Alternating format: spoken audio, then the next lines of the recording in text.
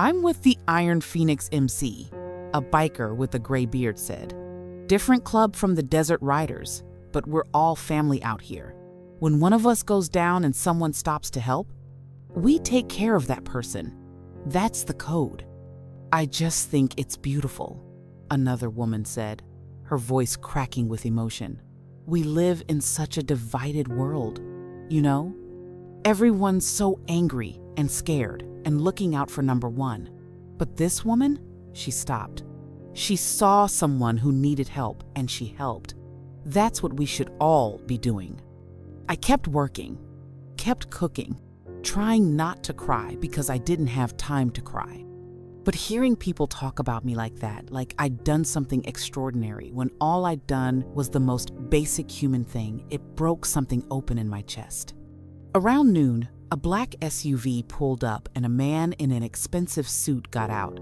He stood at the back of the line like everyone else, waiting his turn. But when he got to the front, he handed me a business card. Ms. Castellanos, my name is David Chen. I'm a business development consultant. I'd like to talk to you about franchising opportunities. I stared at him. Franchising? Your food is excellent. Your story is compelling. With the right backing, we could turn this into something much bigger. Multiple locations, maybe a restaurant chain. I'm talking serious money, Miss Castellanos. I can't think about that right now. I have customers. Of course, but please keep my card. Call me when things settle down. This kind of organic publicity, you can't buy this. We need to capitalize on it while it's hot. He took his 3 tacos and left, and I stared at his card for a long moment before tucking it into my pocket. Franchising? Restaurant chains? That wasn't me. I was just Maria with a cart named Esperanza. I didn't know anything about running a business empire, but the card felt heavy in my pocket, like possibility, like a future I'd never let myself imagine. The lunch rush didn't slow down until almost 2 p.m. By then, I'd sold everything. Everything. Every single taco, every single elote, every single thing. The cart was empty except for the money, and there was so much money I couldn't even begin to count it. Dot came back over as the last few customers were leaving. How'd you do? I don't know. I haven't counted. It's too much. This is too much. She smiled. Get used to it. We put out the word across every MC in Arizona last night. Told them all about you, about Marcus, about what you did. The biker community takes care of our own, Maria. And right now, you're one of us. I'm not a biker. I don't even own a motorcycle. Being a biker isn't about the bike, it's about the spirit. It's about loyalty and honor and stopping when someone needs help. You've got that spirit whether you realize it or not. A lump formed in my throat. Thank you. For all of this. For yesterday. For today. For... Don't thank me yet, she interrupted. Marcus gets out of the hospital this afternoon. He wants to meet you. He has something he wants to talk to you about. What kind of something? Not my place to say, but Maria, when he asks you, really listen before you say no, okay? Just promise me you'll listen. The way she said it made me nervous. Dot, what's going on? Just promise. Okay, I promise. She nodded, satisfied. Good. Now count your money, close up, and meet us at Phoenix General at 4 p.m. Room 412. Don't be late. After she left, I finally had a moment to breathe, to look around at my empty cart, my exhausted volunteer crew who were packing up to leave, the street that was slowly returning to normal. It felt like a dream, like I'd wake up any second and still be struggling to make my daily goal, still be $200 short, still be drowning. But my pockets were full of cash. My cart was cleaned out, and strangers had shown up for me in a way I'd never experienced in my entire life. I counted the money with the help of one of the volunteers, a woman named Rita, who turned out to be a bank teller in her day job. We spread it all out on the cart, organizing it into piles. And every new $100 stack made my hands shake a little more. Final count, $4,732 in one day from one lunch shift. I'd made more money in 5 hours than I usually made in a month. Rita helped me get it all organized and into envelopes. "You need to get this into a bank," she said. "Today, walking around with this much cash isn't safe." She was right. I knew she was right. But the banks closed at 5, and I needed to be at the hospital at 4 to meet Marcus. And I needed to check on Sophia. And I needed about 6 more hours in the day. I called Mrs. Chen. "Is Sophia okay?" "She good, headache gone. Playing game on her tablet. You need me stay longer?" "Yes, please. Just another few hours. I'll pay you extra." "No pay, I tell you already. You take care of business. I take care of Sophia." I pushed Esperanza home, that wheel still squeaking. But now it sounded almost cheerful, and stashed most of the cash in the same place I'd been keeping the envelope from Marcus. Under a loose floorboard in the bedroom closet. Not the most sophisticated hiding place, but it would do until I could get to the bank tomorrow. I kept $500 in my purse, changed into the nicest shirt I owned, a blue blouse Sophia had given me for Mother's Day last year, and caught a bus to Phoenix General. The hospital smelled like every hospital I'd ever been in. Antiseptic and sadness, and that weird cafeteria food smell that never quite goes away.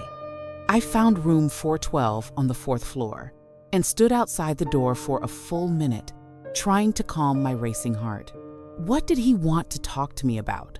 What could be so important that Dot wouldn't tell me? I knocked. "Come in," a man's voice. Rough, but warm. I pushed open the door, and there he was. Marcus. The man I'd saved. Propped up in bed, looking 1,000 times better than the last time I'd seen him. His color was back. His eyes were clear. He had an IV in one arm and monitors beeping softly beside him. But he was alive. He was okay. "Maria?" His face broke into this huge smile. "Finally. I've been going crazy, wanting to meet you." Hi, how are you feeling?" "Like I got hit by a truck and then left in an oven, but the doctors say I'll live, thanks to you." He gestured to the chair beside his bed. "Please, sit. We need to talk." I sat, clutching my purse in my lap like a shield. "Your sister Dot," she said. "You wanted to tell me something?" "I want to tell you a lot of things, but first, I need to say thank you. Really say it. Not just send my club with money and good vibes. I need to look at you and say, Maria Castellanos, you saved my life. You didn't have to. You didn't know me, but you stopped and you helped and you gave me something you needed yourself. That's the definition of sacrifice, of goodness, and I will never forget it." Tears pricked my eyes. "You're welcome. I'm just glad you're okay." "I'm okay because of you." He shifted in the bed, wincing a little. Now, I've been doing some thinking over the past day and a half. Lying here with nothing to do except watch bad TV and think. And I've made some decisions. Decisions that involve you if you're willing to hear me out. Here it was. Whatever Dot had been so mysterious about. My heart started pounding again. "Okay, I'm listening." Marcus took a deep breath. "I'm a contractor. I build houses. Custom homes, mostly, but also renovations and commercial projects. I've been in the business for 30 years. And I'm good at what I do. Very good. Which means I've saved up a decent amount of money over the years." I nodded, not sure where this was going. "I did some research on you, Maria. I hope that doesn't freak you out, but I needed to know who you were, who I was dealing with. And I found out about your husband, about Carlos and the accident, about how you've been raising your daughter alone for 3 years, about Sophia's medical issues, about how you work yourself to death every single day just to keep your heads above water. My face got hot. Having a stranger know all the painful details of my life felt invasive and embarrassing and vulnerable in a way I hated. "I'm not trying to make you uncomfortable," Marcus continued quickly. "I'm trying to explain why I want to do what I'm about to offer. See, Maria, I believe in balance. In karma, if you want to call it that. You gave me life. You literally gave me my life back. How do I repay that?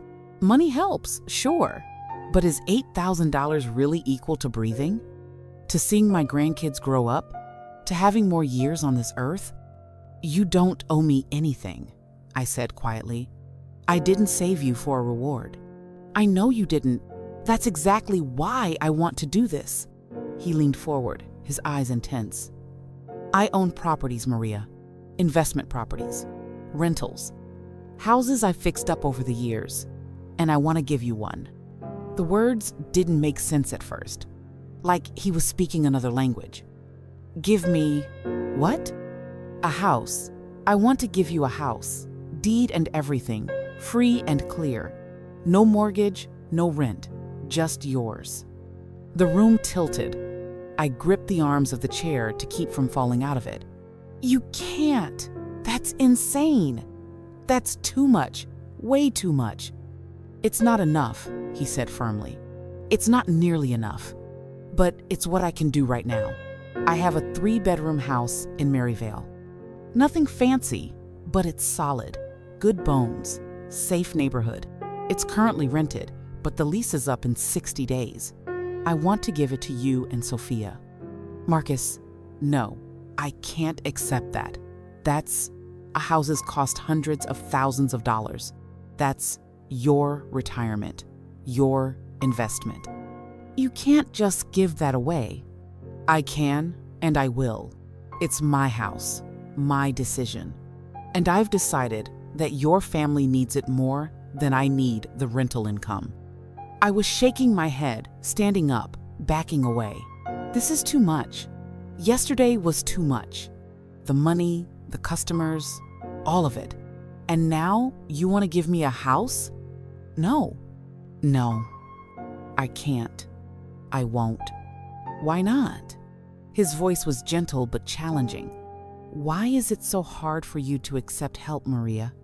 "Because I don't deserve it. I gave you water. 1 bottle of water. That's all. People are acting like I pulled you from a burning building or donated a kidney. I gave you water and called 911. That's IT. None of this," I gestured wildly, "none of this is proportional to what I actually did." Marcus was quiet for a long moment. Then he said, "Can I tell you a story?" I didn't answer, but I didn't leave either. I just stood there, trembling, waiting. "When I was 23 years old," Marcus began, "I was in a very dark place. I'd just gotten back from overseas. Military. I'd seen things, done things, lost friends, and I couldn't adjust to civilian life. Couldn't sleep, couldn't connect with anyone. I was drinking too much, fighting too much, destroying myself slowly." He paused, staring at his hands. "One night, I was walking across a bridge, and I was thinking about jumping, really thinking about it, planning it out in my head. And this old man had to be 80 years old.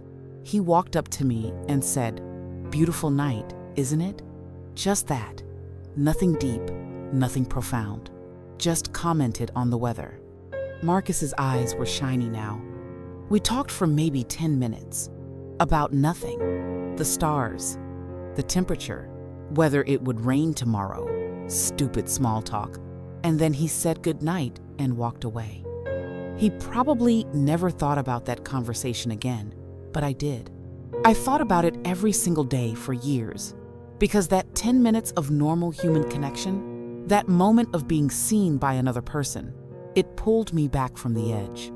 It reminded me that I was still human, still part of the world, still worth something. He looked up at me. That old man saved my life with 10 minutes of small talk, and he never knew it. Just like you'll never fully understand what giving me that water meant It wasn't about hydration, Maria. It was about someone stopping, someone seeing me as a person worth saving, someone giving me something precious that they needed themselves. That kind of kindness, it changes you. It demands to be passed on. I was crying now, tears running down my face, and I couldn't stop them. So please, Marcus said, please let me pass it on. Let me give you the house. Let me help clear Sophia's medical bills. Yes, I know about those too. Let me do something with this second chance you gave me. Because if I don't, if I just go back to my normal life like nothing happened, then what was the point? What's the point of being saved if you don't do something with that salvation? I sank back into the chair, my mind spinning. A house. He wanted to give me a house. No more rent. No more worrying about the landlord raising prices or deciding not to renew our lease. Stability. Safety. A home. I need to think, I whispered. This is too big. Too much to process. Of course, take your time. But Maria, the offer doesn't expire. This isn't a limited time deal. This is me saying, when you're ready, it's yours. 1 month, 1 year, 10 years. Whenever you're ready to accept it, I'll make it happen. There was a knock on the door, and Dot stuck her head in. Everything okay in here? Visiting hours are almost up. We're good, Marcus said. Just having a conversation that needed to happen. Dot looked at me, at my tear-stained face, and her expression softened. He offered you the house? I nodded. And you said no? I said I need to think. She came into the room and sat on the edge of Marcus's bed. Let me tell you something about my brother here. When he decides something, he decides it. He's not going to change his mind. He's not going to wake up tomorrow and regret this. So the only question is, are you going to let your pride and your fear keep you and your daughter in a bad situation?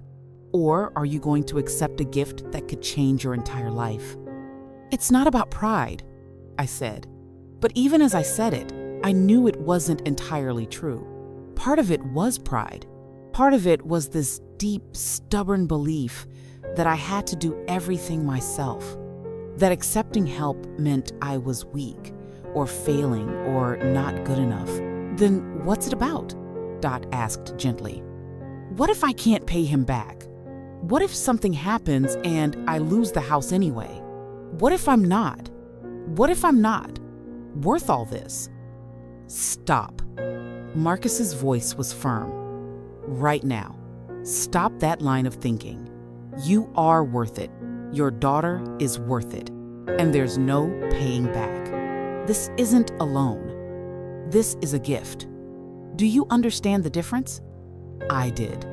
And that's what terrified me. Because accepting a gift that big meant admitting I needed it, meant admitting I'd been drowning, meant letting go of the story I'd been telling myself about being strong and independent and not needing anyone. I'll think about it, I said again. I promise I'll really think about it.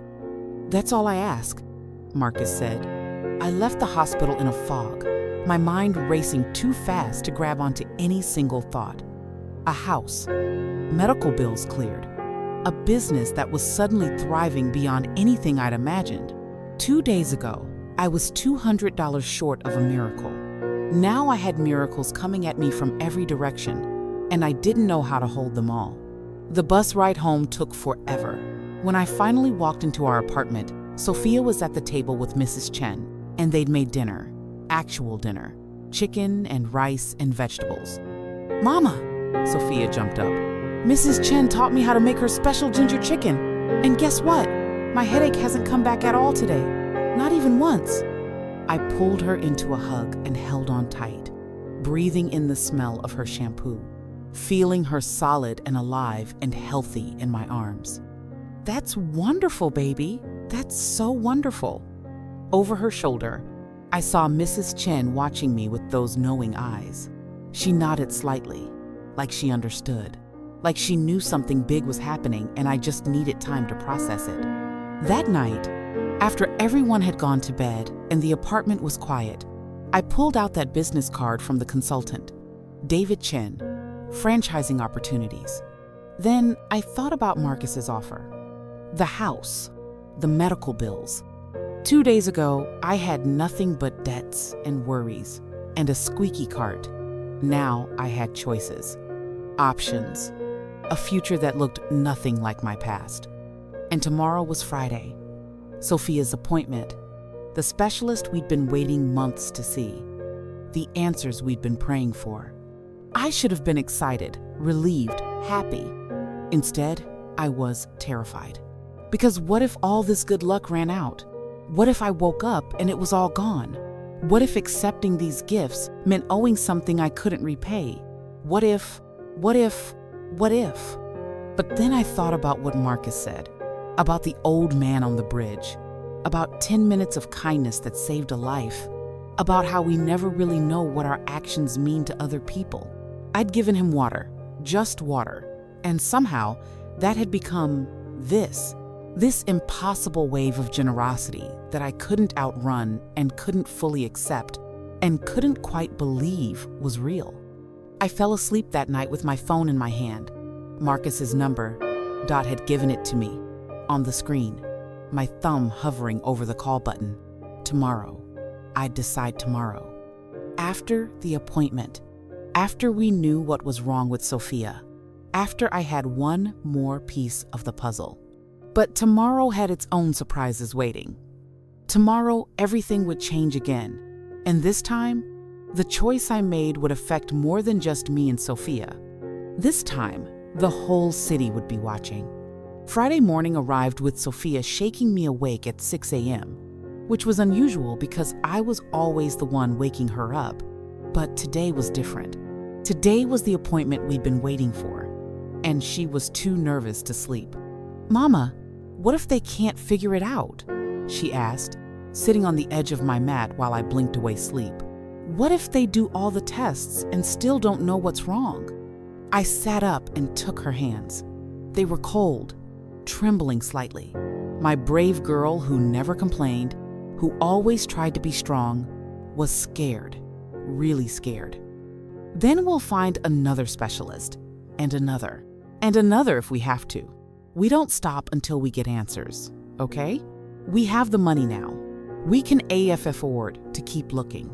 Because of the bikers? Because of a lot of people who decided to help us when we needed it most. She was quiet for a moment, then said, "Do you think Daddy would be proud of you for saving that man?" The question hit me right in the chest. I hadn't let myself think about Carlos much over the past few days. It hurt too much. But now, sitting there with our daughter, I let myself imagine what he would say about all this.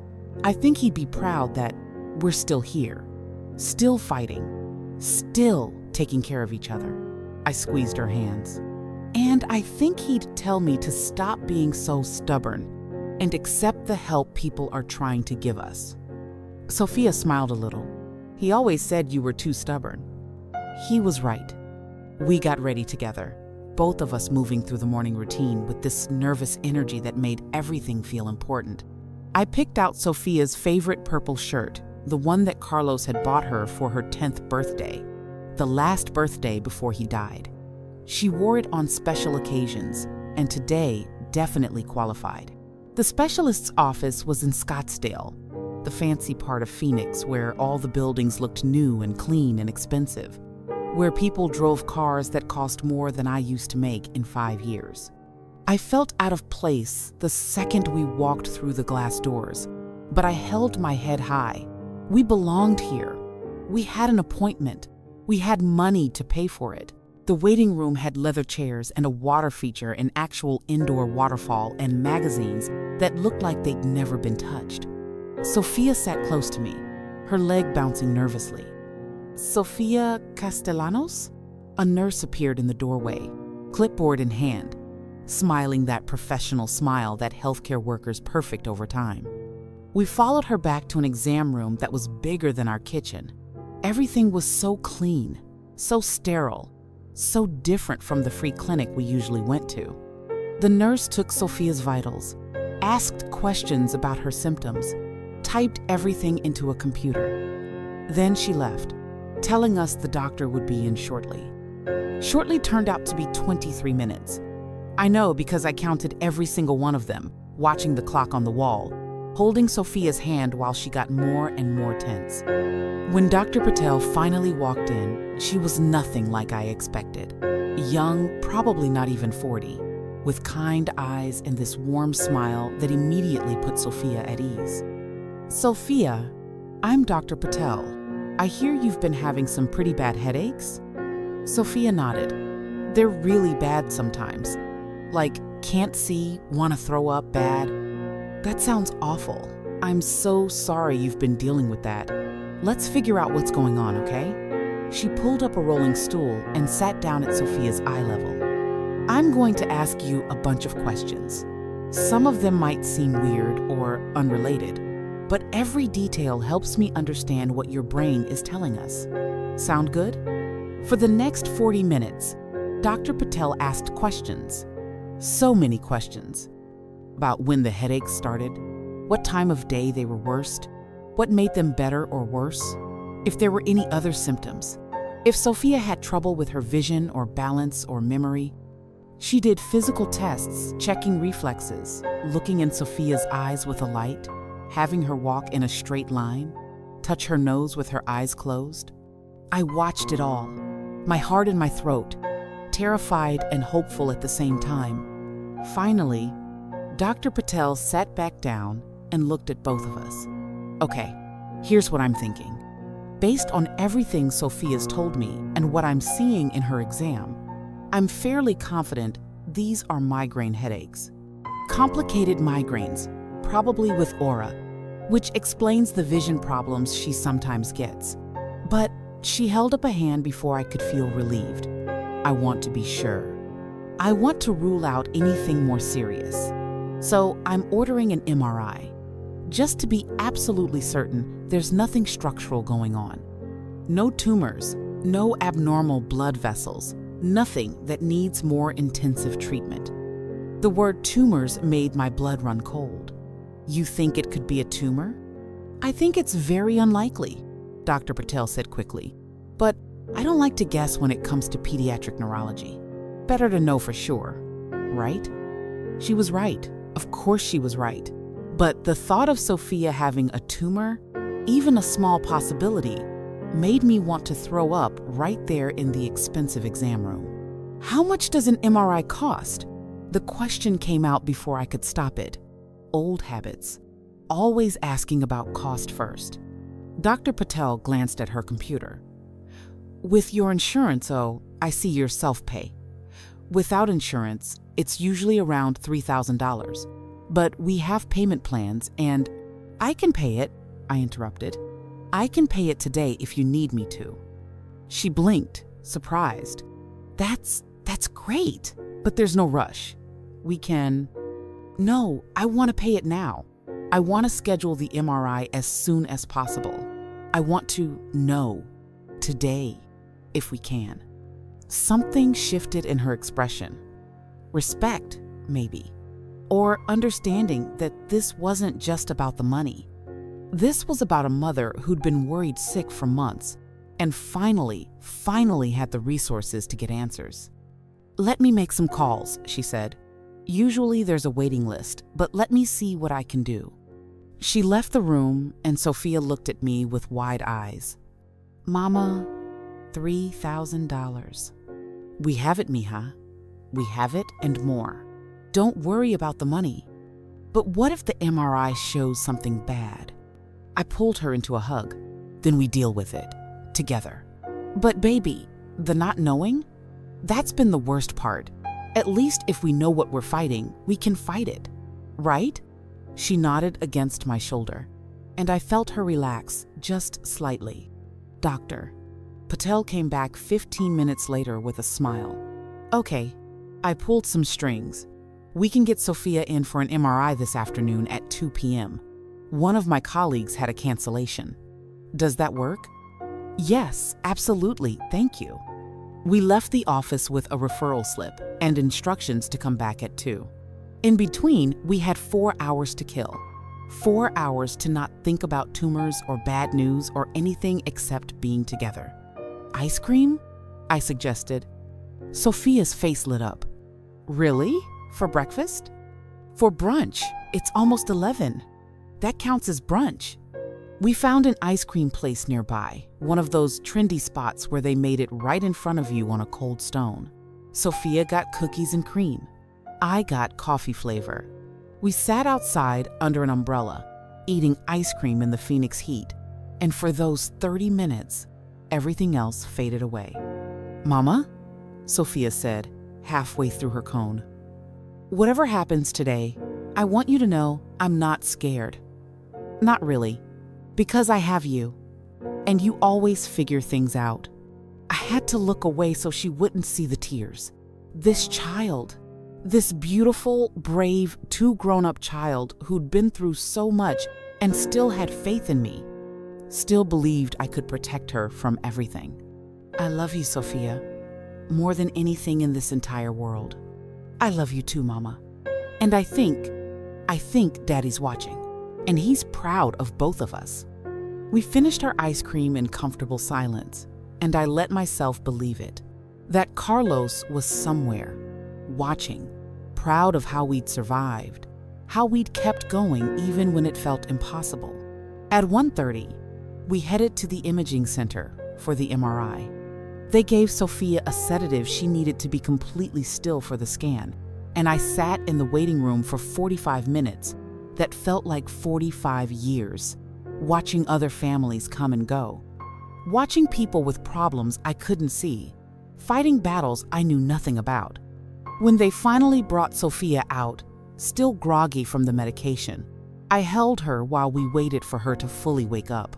The technician said the images would be sent to Dr. O. Patel, and she'd call us with results within 48 hours. 48 hours. 2 more days of not knowing. We took a cab home. I couldn't push Sophia in her state, and I definitely couldn't manage her and Esperanza. When we walked into the apartment, Mrs. Chen was there waiting, and she'd brought food. Real food. Homemade dumplings and soup, and this amazing egg rolls.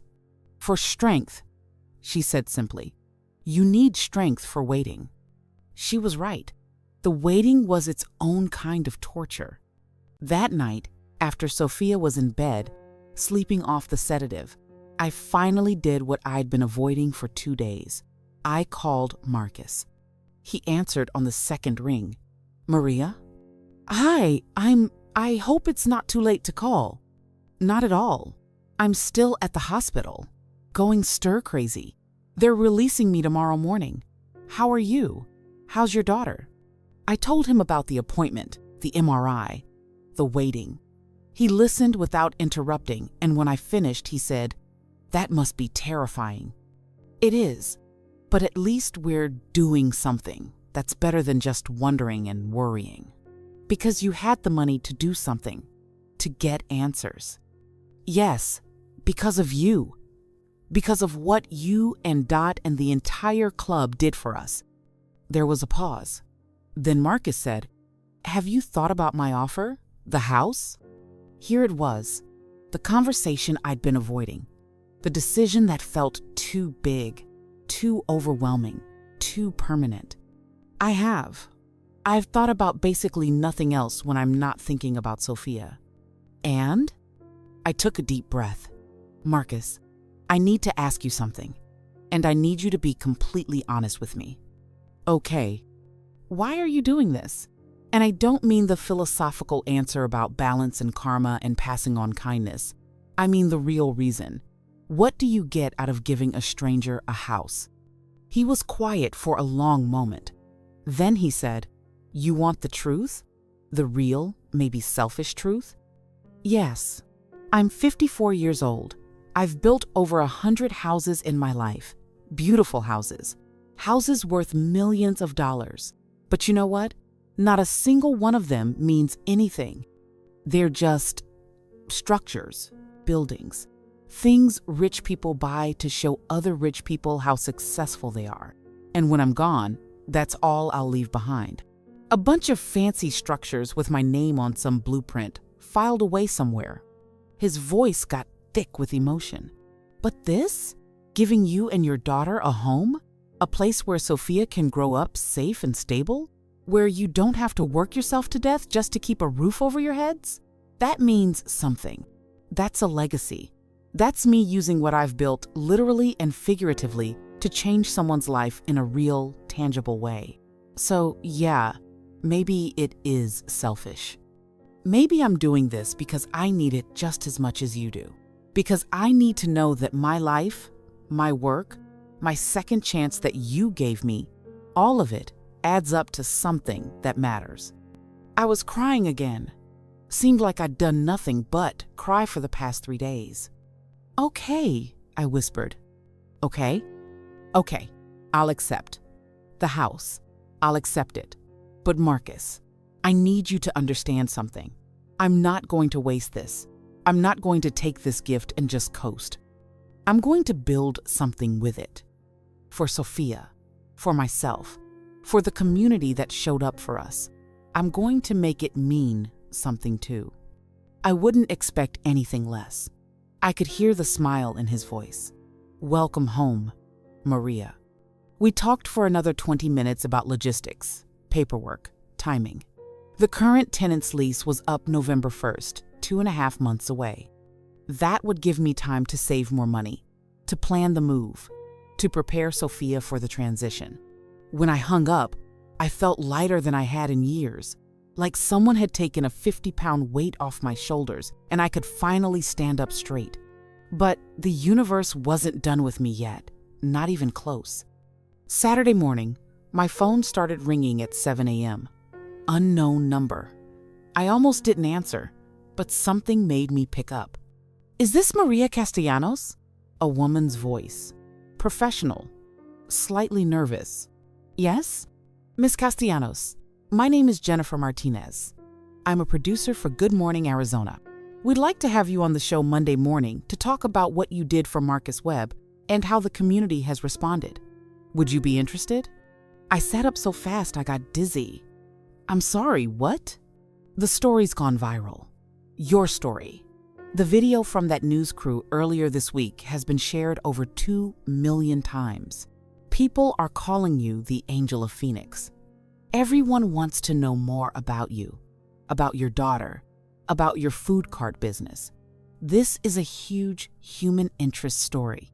Miss Castellanos, we'd love to feature you. 2 million times? People were calling me the Angel of Phoenix? This had to be a joke, a mistake.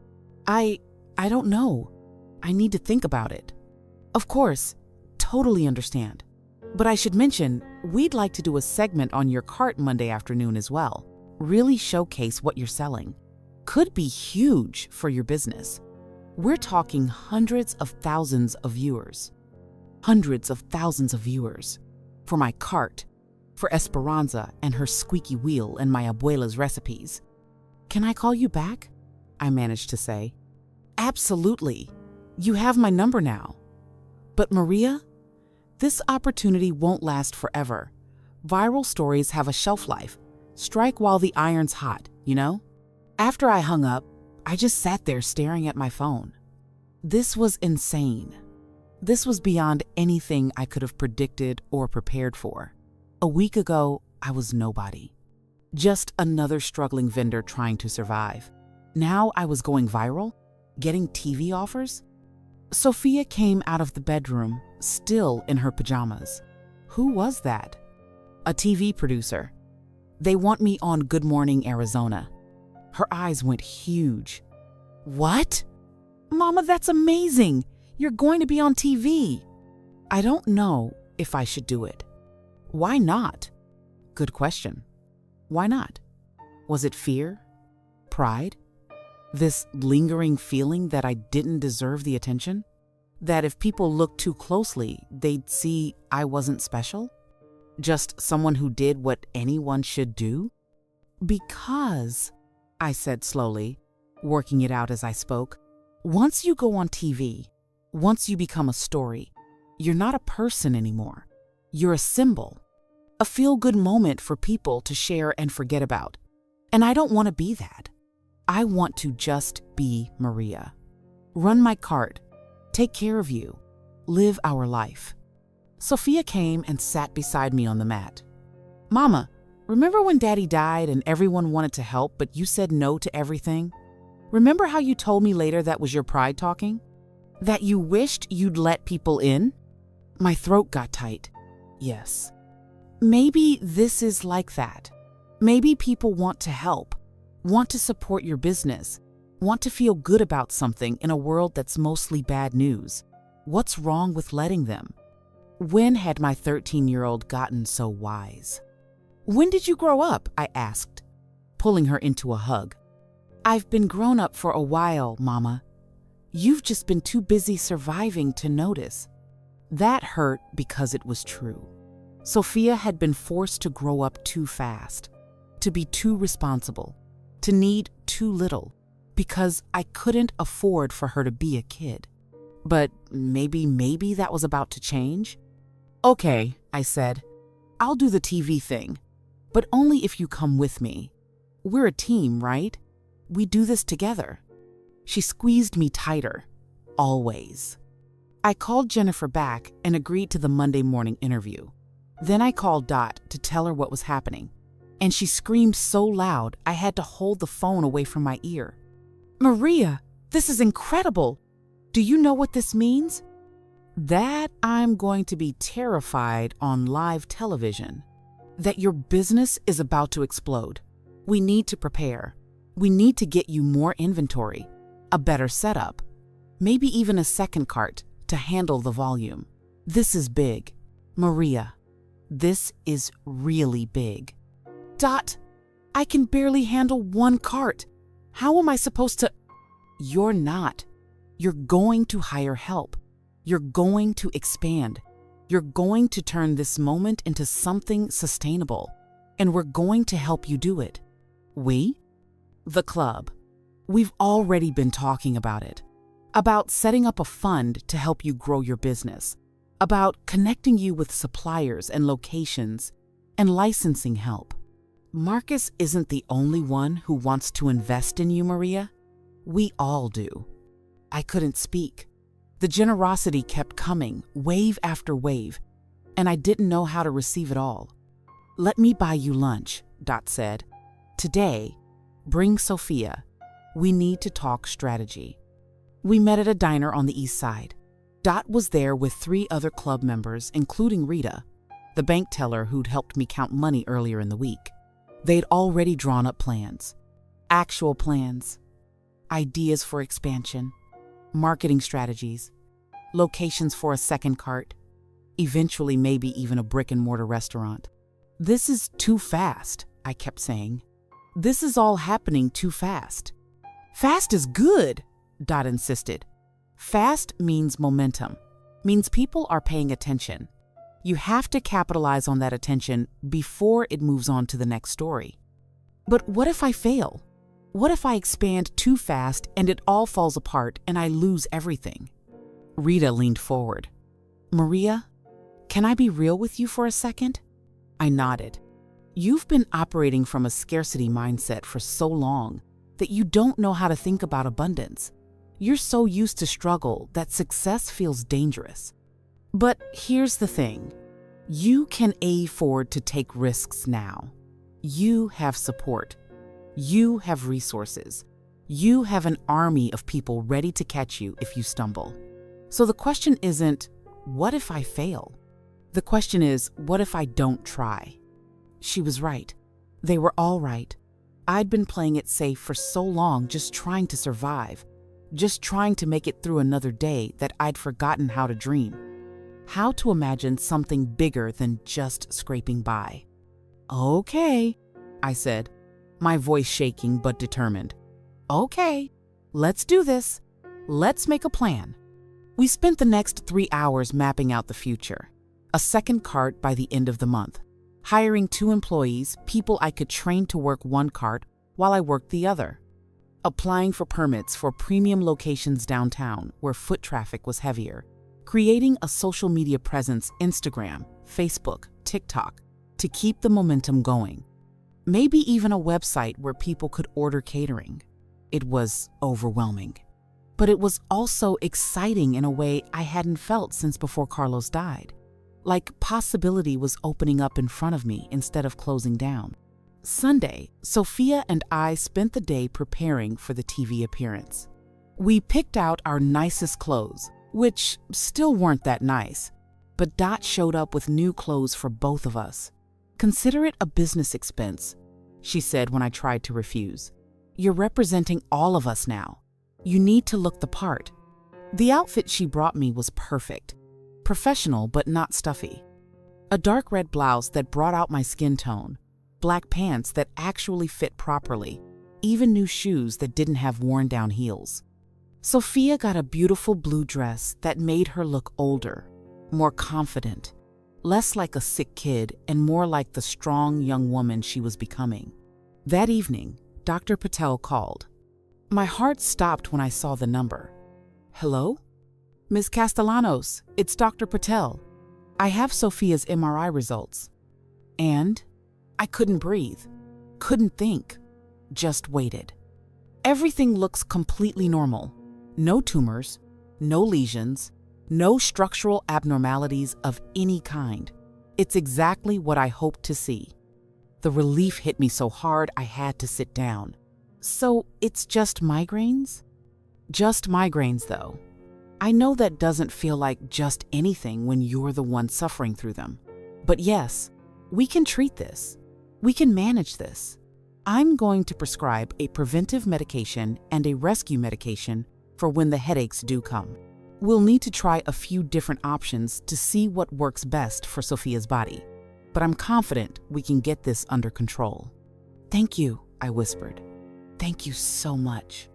When I told Sophia, she cried. Happy tears this time. Relief tears. "I don't have a tumor?" "You don't have a tumor. You're going to be okay, baby."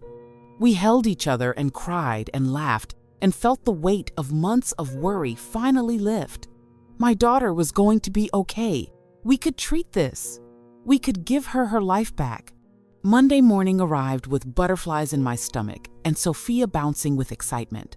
The TV station sent a car for us, an actual car, like we were celebrities, and drove us to the studio. They put makeup on both of us, styled our hair, treated us like we mattered. The interview itself was a blur. The hosts were warm and friendly, asking about Marcus, about the club, about how it felt to have the community rally around us. Sophia sat beside me the whole time, squeezing my hand, and when they asked her what she wanted to say, she looked right at the camera and said, "I want to say thank you to everyone who helped my mom, who bought our food and shared our story and made us feel like we weren't alone.